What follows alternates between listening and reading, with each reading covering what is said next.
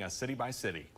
Summer construction is causing a traffic change near Proctor, and kids will get the chance to train with police officers in Hibbing.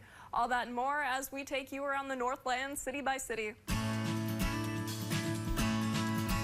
We'll start the week in Hibbing, where the police department is reminding folks of their youth academy happening in a few weeks. The Range Youth Police Academy is a 7-week program that allows kids the chance to learn a career about law enforcement. Kids will learn about evidence collection, defense tactics, courtroom proceedings, and more. The deadline to sign up is tomorrow, July 1st, so if you're interested, we have information to register on northernnewsnow.com. Next, we'll head over to Ironwood, where people are looking ahead to this year's Festival Ironwood.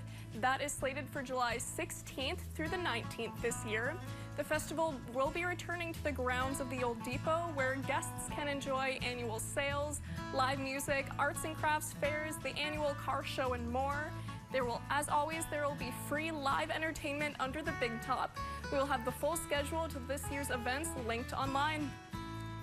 We'll end in Proctor, where MnDOT has completed the first phase of the culvert replacement project on Highway 2 between Highway 194 and Proctor.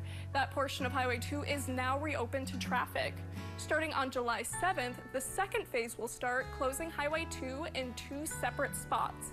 The first closure will be near Midway River, just west of Lindahl Road, and the other will be near Kingsbury Creek between Ungstad Road and St. Louis River Road.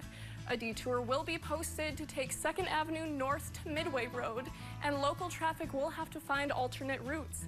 This work is expected to wrap up around August 16th. If there is something going on in your neighborhood that you think we should know about, send us an email and it might be featured as we take you around the Northland city by city. In the studio, Anna Olfelt, Northern News Now.